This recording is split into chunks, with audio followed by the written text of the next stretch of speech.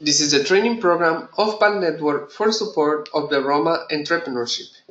Lesson 12: Business Plan. Now that we have seen what is entrepreneurs and the different parts of a business, it is time to do our business plan as a whole. And in order to do so, in this lesson, we are going to see one of the models to construct a business plan that covers all areas: the business model canvas.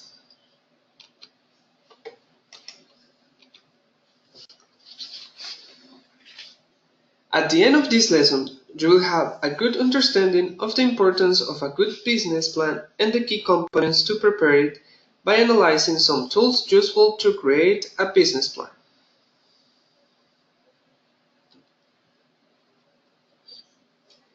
What is a business plan?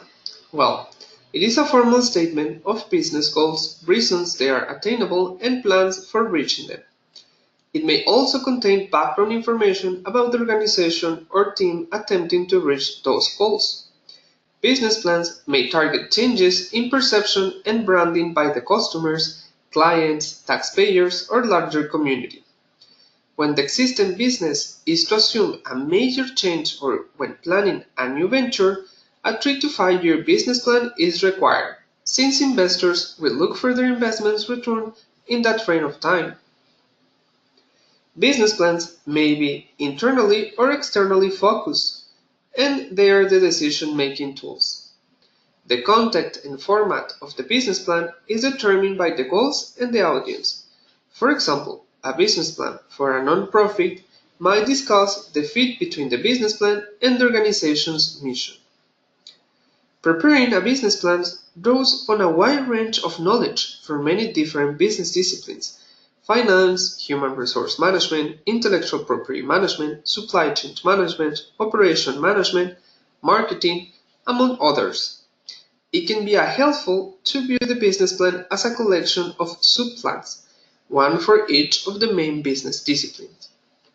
Remember, a good business plan can help you to make a good business credible, understandable, and attractive to someone who is unfamiliar with the business. Writing a good business plan can guarantee success, but it can go a long way toward reducing the odds of failure.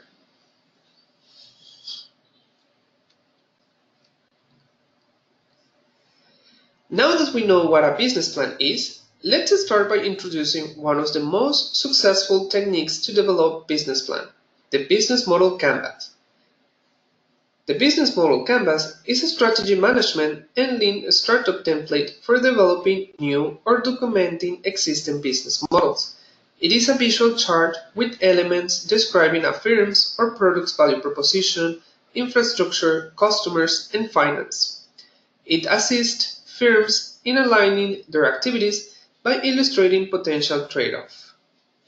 Formal description of the business becomes the building block for its activities. With his business model design template, an enterprise can easily describe their business model.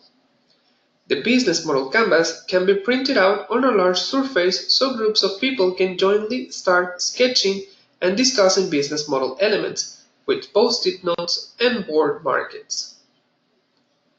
It is a hand-on tool that fosters understanding, discussion, creativity, and analysis. Let's start our business model canvas. To start filling out your canvas, I'd suggest starting with the value proposition and then proceeding in the order outlined. If you're starting a new business from scratch, don't worry too much about the details. The whole process shouldn't take more than 30 minutes the first time around. The value proposition. The value proposition is the collection of products and services a business offers to meet the needs of its customers. According to Osterwalder, a company's value proposition is what distinguishes itself from its competitors. What's your mission?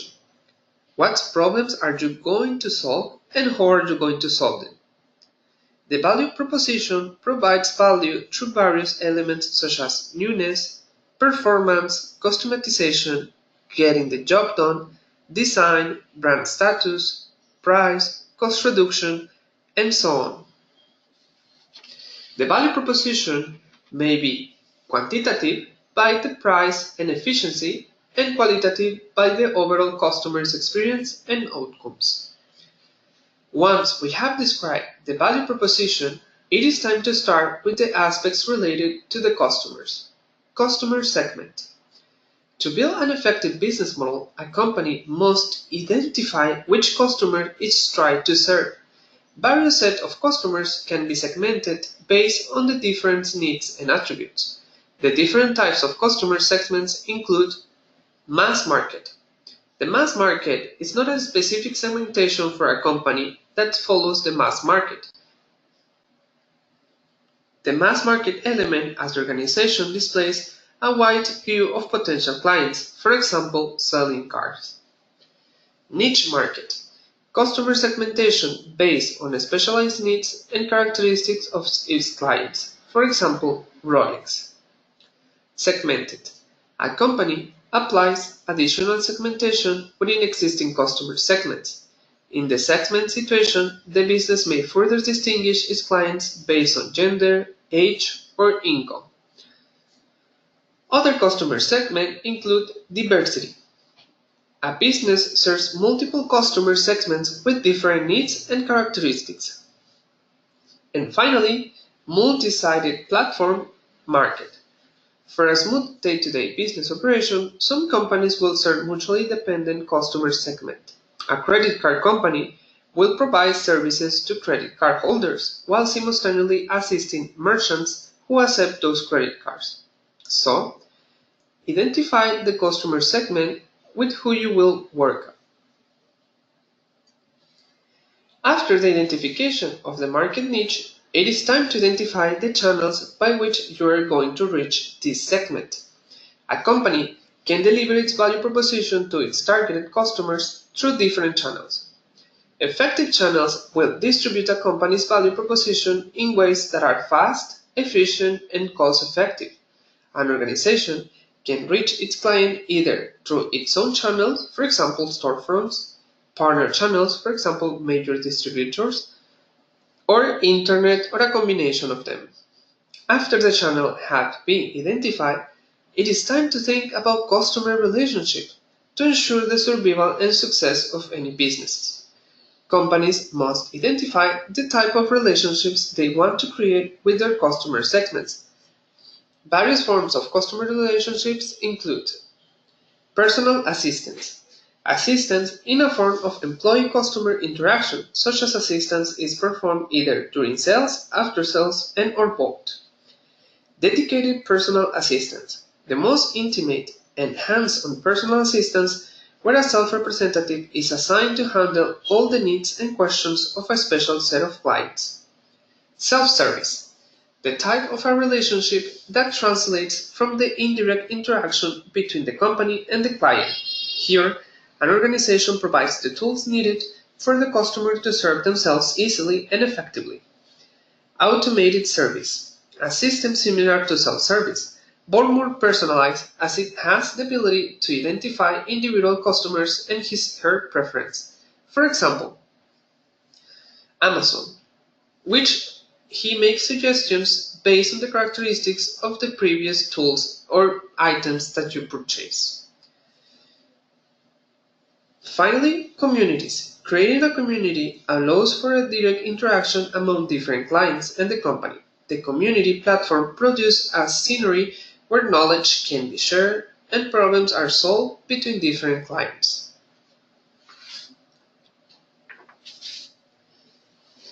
Now, we are going to think about the parts that are linked to the infrastructure of the business plan, which are the key activities, the key resources, and partners network. Key activities. What do you absolutely have to do in order to produce, market, and deliver your value proposition? If an activity isn't directly tied to delivering on your value proposition, then it isn't key, and you probably shouldn't be doing it. Remember, it is only the most important activities in executing a company's value proposition. An example for BIC, the pen manufacturer, will be creating an efficient supply chain to drive down cost. Key resources. The resources that are necessary to create value for the customers. They are considered an asset to a company, which are needed in order to sustain and support the business. These resources could be human, financial, physical, and intellectual. Finally, partner network. In order to optimize operations and reduce risk of a business model, organizations usually cultivate buyer-supplier relationships so they can focus on their core activity. Complementary business alliances also can be considered through joint ventures, strategic alliances between competitors or non-competitors. So you must ask yourself, what individuals or entities outside of your business will you need to work with in order to produce, market, and deliver your solution? What key activities and resources can someone else take care of so that your business can focus on your value proposition? We're almost done, but before, let's work on the finance part. Cost structure. How much will your key activities, resources, and partner cost you? At this point, it might be a good idea to take a second and a third look at each of these categories and cut out everything that isn't absolutely essential to delivering on your value proposition.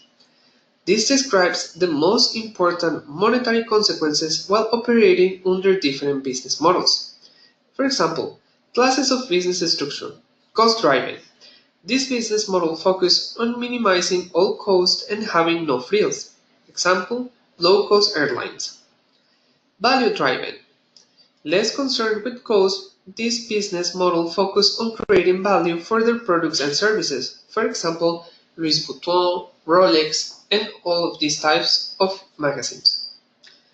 Characteristics of cost structure. Fixed cost. Costs are unchanged across different applications. For example, the salary, the rent. Variable cost. These costs vary depending on the amount of production of goods or services. For example, music festivals and so on. Economies of scale. Costs go down as the amount of goods are ordered or produced. And economies of scope. Costs go down due to incorporating other businesses which have a direct relation to the original product. One more final step, revenue stream. The way a company makes income from each customer segment. How are you going to get paid for your solution? Keep in mind that you need to make enough to cover your costs and have something left over to grow your business and reward yourself for your effort. There are several ways to generate a revenue stream. Asset sale.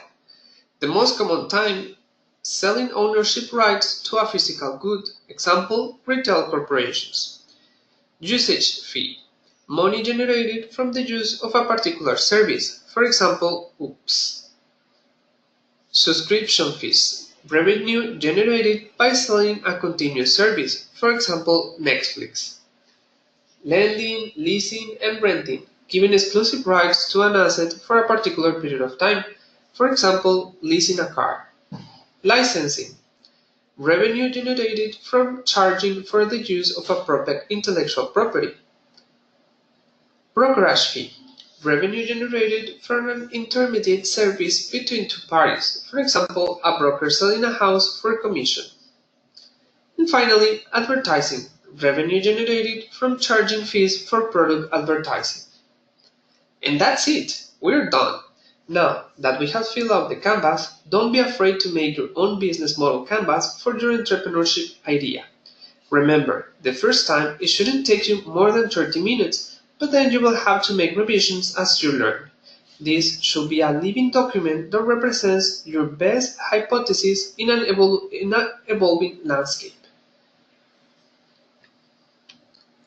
Thank you. For more details, please read Learner Material Lesson 12 in English.